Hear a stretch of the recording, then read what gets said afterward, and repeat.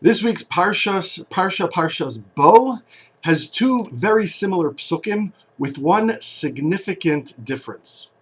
On the one hand, we have a mitzvah in this week's Sedra of eating matzah on Pesach. You have to eat Shivas Yomim, 7 days you shall eat matzah.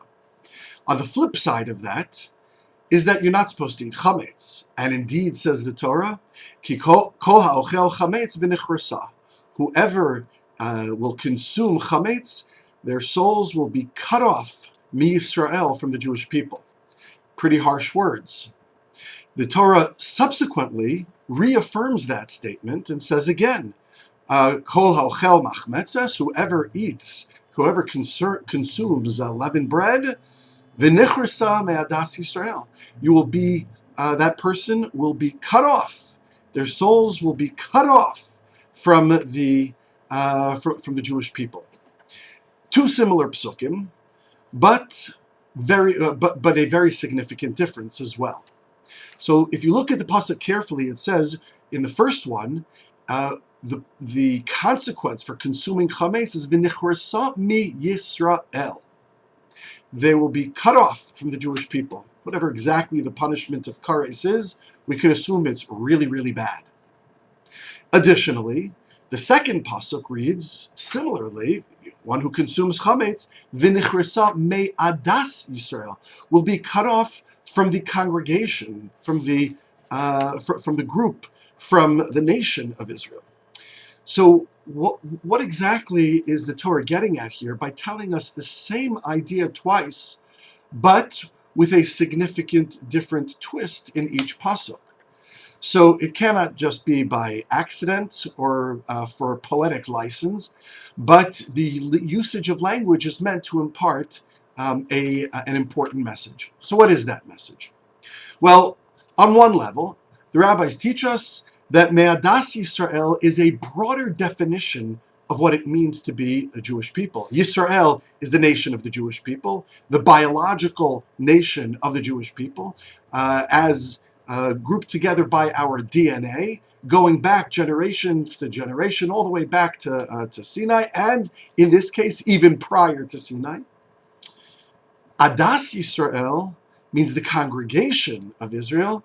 Well, that's an even broader definition of what it means to be a Jew, or a Jewish nation, and that is anyone who has the shared values, who is a fellow traveler, to borrow an expression.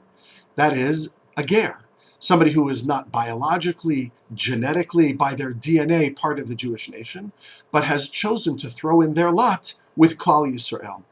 So Mi-Yisrael is a more narrow definition. Me'adas Yisrael is to include even the gerim. Okay, but what is the significance of this distinction? All well and good.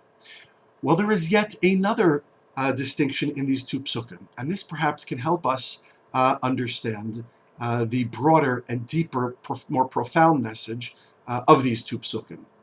If you read the pasuk carefully, the first pasuk says, you'll notice the first pasuk says, Kol ha'ochel chametz, he who eats chametz.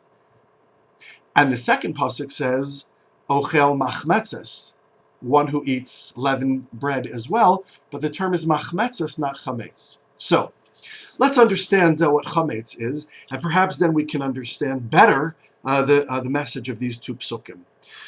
Rav Zalman Sorotzkin, in his Oznayim L'Torah, cites another book that he wrote called Hadibur V'Hadeya. And in that book, which he points the reader to, he tells us that the metaphor of chametz is that it reminds us of division and bifurcation within a unit. Matzah, by contrast, is a metaphor for one singular solid whole. How is that the case? Well, think about it. How a dough is processed. So we put water and flour together. We add in some type of leavening agent. Today's day, we put in yeast, and then the dough begins to enlarge and grow. And the particulates within this dough begin to expand through the chemical process, and air, space, is created between the particulates of this dough.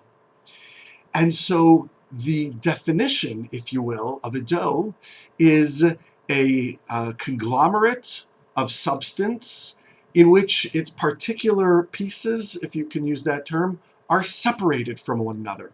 The more a dough rises, that is, the more air, the more space there is between the pieces of dough, between the substance of the dough, the larger the dough becomes. That's the process of yeast rising in a dough. And that is the metaphor of chametz. Individuals that are connected to one another, but have significant separation. That's chametz. Matzah, by the flip side of that, by contrast, matzah is a complete whole unit of dough, and we pound the air out of it, such that all the dough is one unified whole. And to the extent that one is physically able to do so, there is no separation between the various parts of the dough. It's all one dough. So if we look at it from this perspective, matzah represents unity and a unified whole, and chametz represents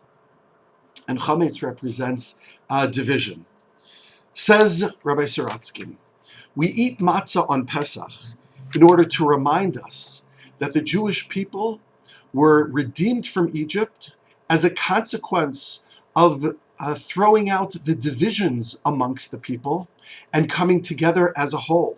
Redemption was not simply a consequence of Hashem's chesed, which it was, but it was also a reflection of the Jewish people hewing themselves together into one unified whole.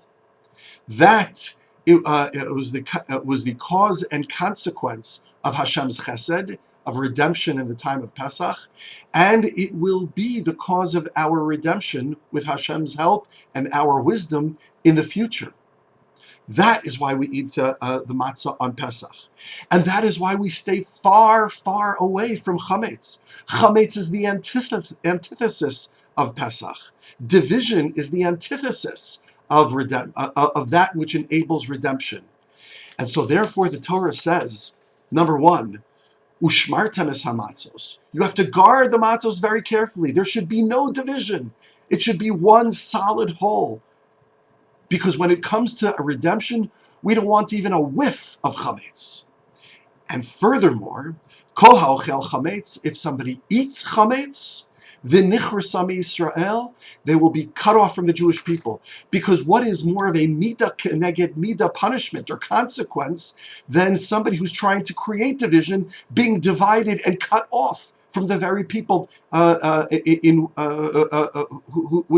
with the very people with whom he is participating in division, in machlokas, in such a terrible behavior that prevents redemption and causes geula.